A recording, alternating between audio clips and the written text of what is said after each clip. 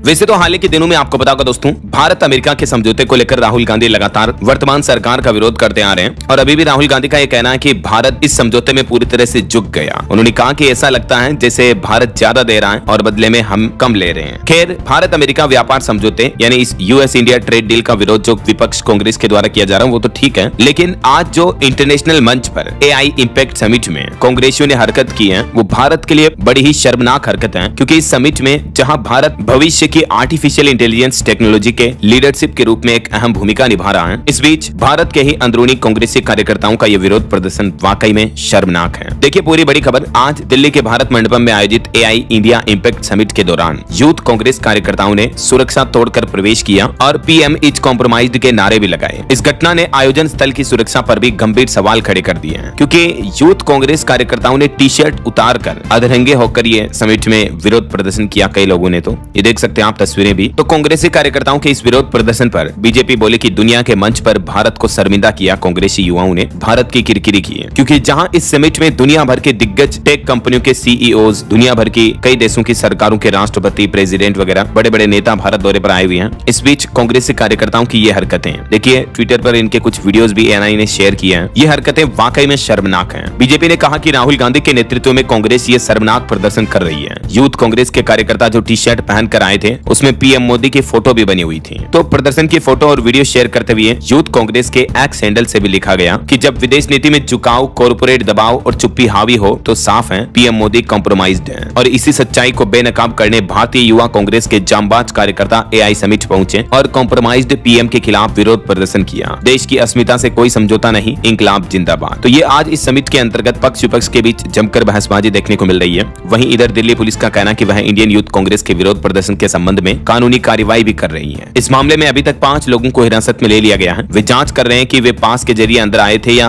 QR code से अंदर आए थे। और बीजेपी ने इस घटना को शर्मनाक बताते हुए कहा कि यह अंतर्राष्ट्रीय स्तर पर देश की छवि को धूमिल करने वाला काम है। और आखिर अंतर्राष्ट्रीय लेवल पर भारत की किरकिरी होगी भी क्यों नहीं, जब इतने बड़े टेक इवेंट में उसी देश के युवा इस तरह से विरोध प्रदर्शन करेंगे तो मीडिया में अंतर्राष्ट्रीय लेवल पर भारत की क्या छवि सामने बनकर आएगी, जरा सोचिए आप खुद ही। बीजेपी ने कहा कि इस पूरी घटना की प्लानिंग राहुल गांधी के घर पर हुई थी। बीजेपी सांसद संबित पात्रा बोले कि राहुल देश के सबसे बड़े गद्दार हैं। वे हर बात पर सवाल उठाते हैं, चाहे ऑपरेशन सिंदूर हो या एयर स्ट्राइक। कांग्रेस के लिए मेरे पास 3 शब्द हैं, टॉपलेस, ब्रेनलेस और सेमलेस। वाणिज्य मंत्री पीयूष गोयल का कहना है कि कांग्रेस ट्रेड डील के बारे में झूठ फैलाकर भारत के विकास का गला घोटना चाहती है। पार्टी के कार्यकर्ता 14 करोड़ भारतीयों को वैश्विक स्तर पर शर्मिंदा करने की कोशिश कर रहे हैं। इस घटना पर मुख्यमंत्री योगी आदित्यनाथ बोले कि राजनीति होती है, आरोप प्रत्यारोप होते हैं, लेकिन देश की छवि के साथ सौदेबाजी करना असहनीय है। कांग्रेस के युवा विंग ने जो एआई समिट में अराजकता फैलाने की कोशिश की, भारत की छवि वैश्विक स्तर पर धूमिल करने की कोशिश, ये बड़ी ही शर्मनाक है। वैसे दोस्तों ये एआई इंडिया इंपैक्ट समिट 16 फरवरी से शुरू हुआ। पीएम मोदी ने इसका उद्घाटन किया। 20 तारीख तक चलने वाला था, लेकिन एक दिन इसको और बढ़ा दिया, तो अब 21 फरवरी कल तक चलेगा। ये सुंदर पिचाई,